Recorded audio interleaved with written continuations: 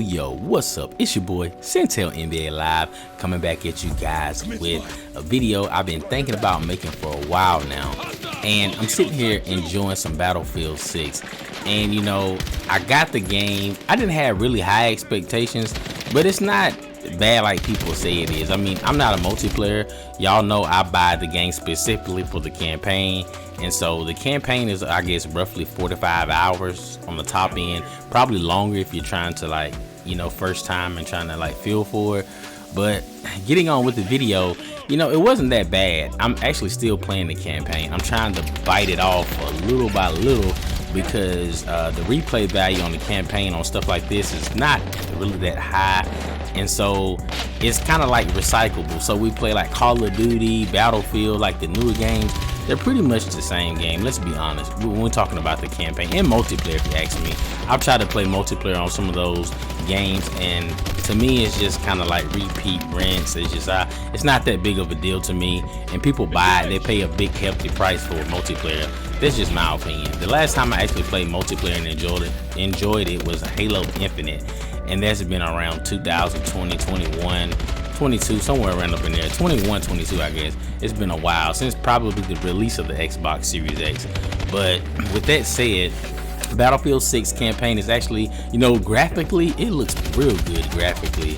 But in this video, guys, it made me think, you know, the game, the storylines is lacking now. And so the storyline in this game, you know, it's kind of like, I can't really, it's like I said, it's like a repeat of rinse, and you just do it again, do it over, do missions, you do this, you go over here. It's like, it's not that really like a great storyline. But you know, Battlefield 6, it's a newer game, and like, you know, everything is now is like quick.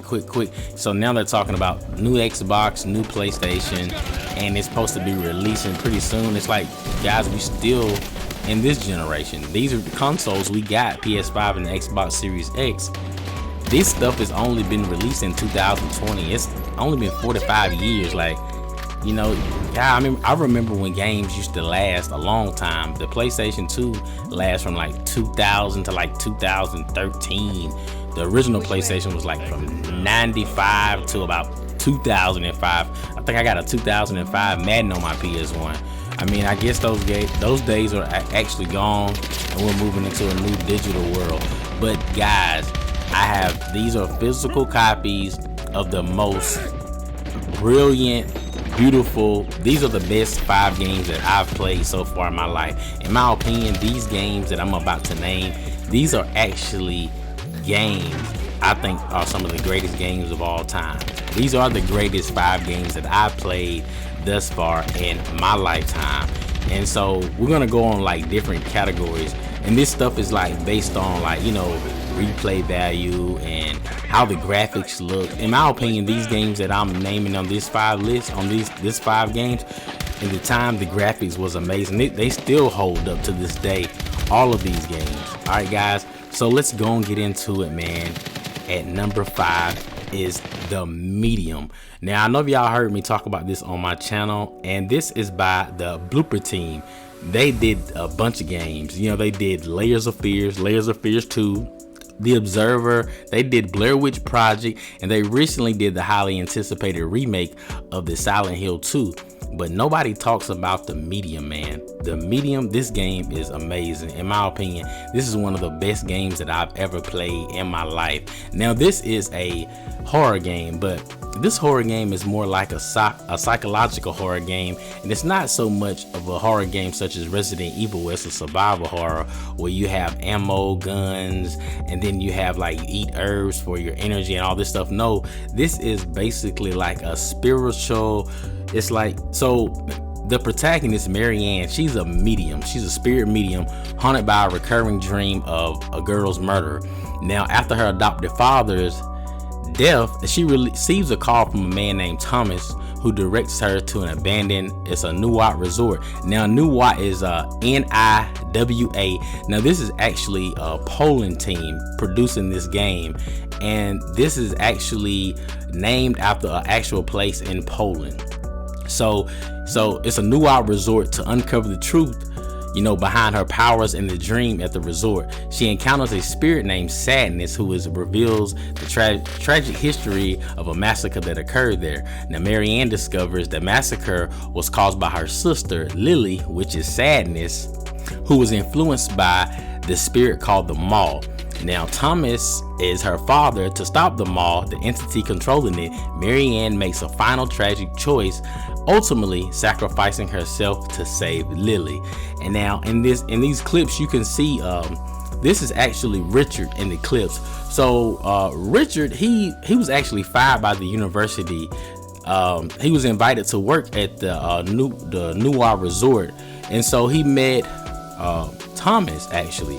So him and Thomas, they became close or whatever. So Richard, he mentored Thomas. Art encouraged Thomas to explore the visions of the artistic expressions and stuff. So that's why you see all this like kind of demonic worlds, like the art. And I got the collection edition of this game, man. But this game, I'm telling y'all have to play the medium. Graphic wise, this is awesome, man. The replay value, I think, is awesome. The whole game in itself, man, it's just the graphic storyline, replay value, the resale value is probably not that high. The cover art, the characters, the whole game, man, I give it a 10 out of a 10. If y'all haven't, man, y'all need to play the medium. All right, guys and girls, at number 4, that's right, the infamous Halo 2. This was released November the 9th, 2004. This is graduation year, guys, for me. And this right here actually changed the landscape of gaming, I think, far as multiplayer, far as the graphics. Microsoft foot in the door, man. I mean, this right here, Halo 2 sold approximately 8.46 million copies in the original Xbox, making it the best-selling game for the console at the time. And the initial sales said it's earned over 125 million in the first 24 hours and selling 2.4 million units in the US, Canada on this launch day. Now, this is like, I mean, I don't even know what to say about Halo 2, man. We all know, it follows Master Chief. He defends the Earth of the New Covenant invasion. The disgraced elites who task in the Covenant, the next Halo ring, the prophecy, the regrow Earth, and all that portal installation. So it's like, the storyline was good, man. The replay value, the graphics at the time. This was like, 2004. They had some of the best games, man, I think, of all times. And like I said, man, Halo 2 was no exception. I mean, everybody played the multiplayer. I dabbled in it a little bit, but I sucked. Like I said, I always get the games for the storyline. And it's like now, the storyline is kind of like the side piece. And it's weird because now the meat and potatoes of most games are multiplayer. Like, if you get the Halo, the Battlefields, all that type of stuff, Call of Duty, everybody gets it specifically for the multiplayer, and they just forget about the campaign. Like the game Battlefield 2042, I don't even think it had a campaign. I think it was strictly online. And I hate that for video games, man. Like, the game is supposed to have a storyline. Like, to me, what is the point of a game if there's no storyline? If it doesn't get you in the mode, it doesn't take you to a whole nother world and let you just rock out on the story. Like, we trying to play video games to escape the real world, in my opinion. And that is the world that you're in. The campaign, the storyline is the whole world. I don't understand why would you take out the campaign. But I'm just saying, guys, the Halo 2, man, this is probably game at its peak at this point. The PS2, the original Xbox, and we can argue, man, this is probably one of the best generations, man. Going on from the PlayStation 1 era, and it's kind of like Super Nintendo, Sega Genesis. You had that, PlayStation era, and then you had the PS2 and the Xbox, and then that was like peak gaming. And then you moved on to the newer consoles. Don't get me wrong, it was beautiful games on the Xbox 360, PS3, but this year, man, 2004, Halo 2 was amazing. I mean, at this time, dude. I mean, just think about how many people play Halo 2. Halo actually just launched the Xbox, man. Like, it made the Xbox like bigger than life, I think, man. And that's why Halo is number 4 on my list, man. It trendsetted the world to a whole nother. It's like, oh man, you gotta get Halo, man. people, you know, they camping out for Halo. And that was back then when you had midnight releases, man. The midnight releases was amazing, man. And it's a shame that we can't see that right now. We probably won't never get back. You know, you'll see you know, a little something here now and then, but the actual midnight releases, man. I mean, think about it. 2004, man. It was like a launch of Facebook. You know, it was just like the release of, like, the internet was just popping then, man. And it was just like, I don't even know how to. Dude, Halo 2, man, one of the best games that I've ever played. One of the best games of all time, guys and girls. Now, everybody, this shouldn't be no surprise. I mean, my name is Centel, NBA Live Bolton. And number 3, guys, NBA Live 2004, by far, is my favorite sports games of all time. Yeah, I enjoyed NBA Hang Time on a Sega Genesis. Yeah, I enjoyed NBA Showtime. Those are arcade titles. Yes, I enjoyed NBA Live 10, but NBA Live 2004 had everything, and it was the beginning of a new era for me. As far as the graphics, replay value, all the game modes, man. The bass in this game is amazing, man. I just want to let y'all hear it when I get on the court, man. And this is the intro of the super athletes. This is the first time that Carmelo Anthony, off of a Syracuse championship and a high school phenomenon such as LeBron James, were in a video game. Well, I mean, it was other games at this time, at this year, but 2004 NBA Live, this was the first NBA Live game that those super athletes was in. I call them hybrid super athletes. Those are the first. Now, in my opinion, that's probably not the first. I mean, you had your Grant Hills, and you had your people like, you know, Steve Francis, like in the intro of this, but these guys was like 6'8", could dribble, could play defense. You know, I know people say, oh, Carmelo don't play any defense. He could if he wanted to. And it's not that he didn't play defense. It's so much that everybody game developed, you know, graciously in the NBA at this time. You have a lot of great athletes, and scoring went up at this time. Now, like I said, 2004, this is around the time the internet was fixing to boom, the time that YouTube was popping, fixing to get up and running. And NBA Live 2004 had the authentic jerseys, they had the shoes, they had the beautiful game modes, they had the face models. All the face models started looking like their faces. Now, you had some that was kind of suspect, but the game as overall, NBA Live 2004 took it from like, bam, we still on top. NBA Live was still on top at this time.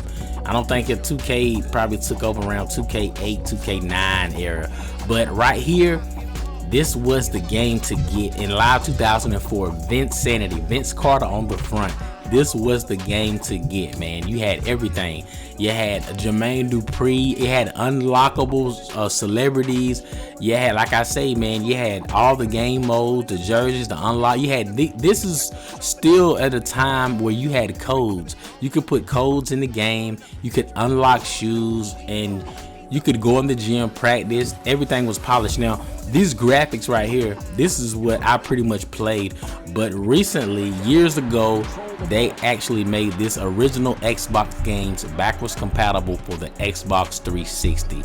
Now, if you have an Xbox 360 and you have this game, put this on. This looks so much refined. But for this video, this is the original content that was meant and what I played back in the day. You know, this is the original Xbox version of NBA Live 2004, and this is my best, my favorite. Replay value, graphics, everything, man. The resale value on this is you can probably get this game for $5 pre-owned. You probably can get this brand new for about 20 to 25, if that. Probably you can find it from 15 to 20. But NBA Live 2004 is by far my favorite NBA Live game. Not only my favorite NBA Live game, my favorite sports games ever to play. Alright, guys, this is NBA Live 2004. Alright, guys, we are narrowing this down, man. This is deep territory. This is deep waters, man.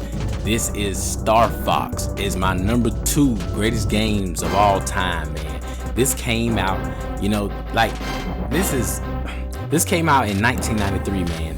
You know, the Trade Center bombing, President Clinton signing the Family and Medical Leave Act, the drug lord Escobar, he passed.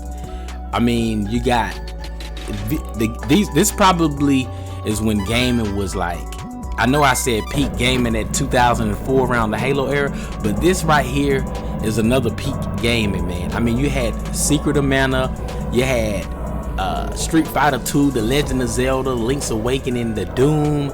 You know, you had the Gunstar Heroes, the Mortal Kombat 2s. You had Aladdin on the Super Nintendo and the Sega Genesis. I mean, you had Kirby's Adventures. You had the Sonic CD. I mean, and then on top you had Star Fox. Star Fox was one of those games that it was larger than life. Those bright graphics, those polygons, man. When you saw that, you were like, oh man, this is the first time. This is 3D at its finest, man. And some of those games like Street Fighter 2 and all those games like Mortal Kombat, those were great 2D games. But Doom, Star Fox, games like that, you're like, oh man. And it's like, now that I look back, me and my sister saw this. When I first saw Star Fox, it was on a cereal box of Kellogg's Corn Flakes. I had seen it in a magazine, but I actually saw it on the Kellogg's Corn Flakes box with the rooster.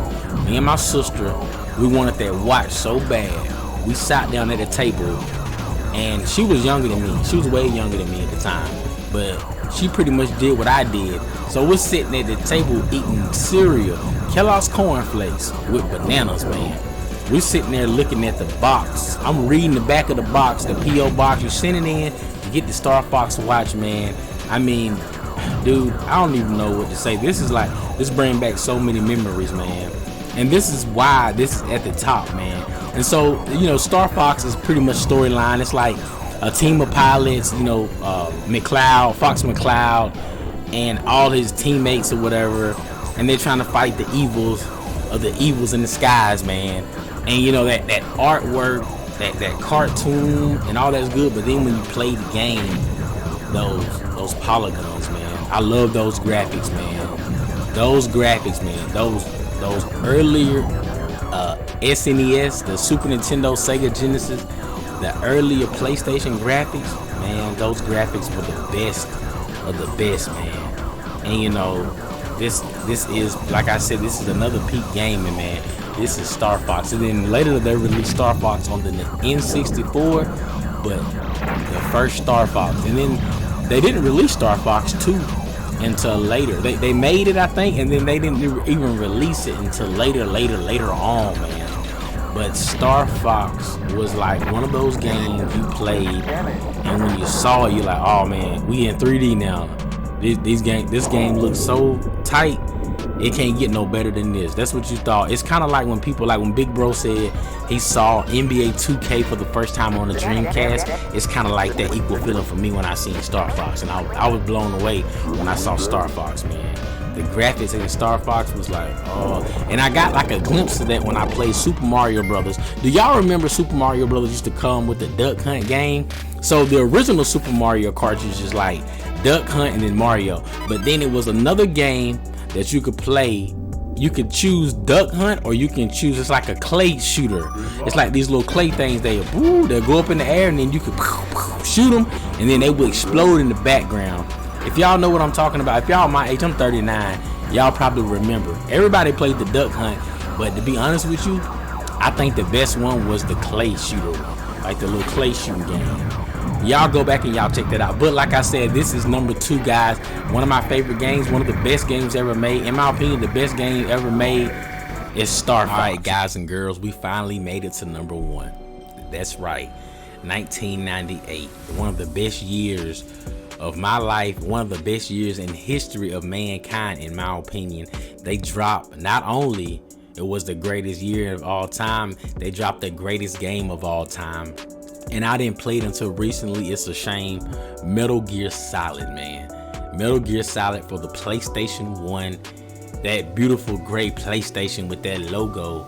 this is the best PlayStation ever made. I don't know what y'all talking about. PS2, okay, it's an argument. PS3, PS4, PS5, it ain't even close. PlayStation 1, man, when I go back and look at this, I'm playing this on original hardware. This is basically, Metal Gear Solid, Foxhound, Commander, Solid Snake, infiltrates a remote Alaskan nuclear disposal facility, Shadow Moses to stop the renegade former unit launching the nuclear strike, man. And he has to rescue the DARPA chief. The arms takes precedent. I mean, dude, this game and the characters, Falcon Raven, Psycho Mantis, his friend Meryl, he had fell in love with the whole game and all, man. And it's like, dude, I can't believe this is a masterpiece. This is what you call a masterpiece. Everything. This game has everything. Graphics, storyline, replay value.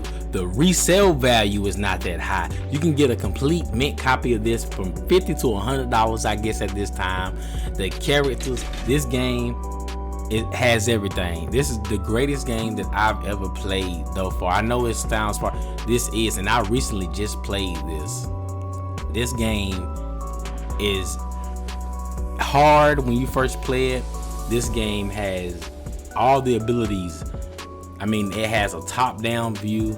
Now, this is 1998. This is the original PlayStation. Pixelated.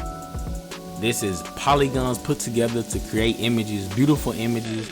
This game has thermal lenses. This game has night vision goggles.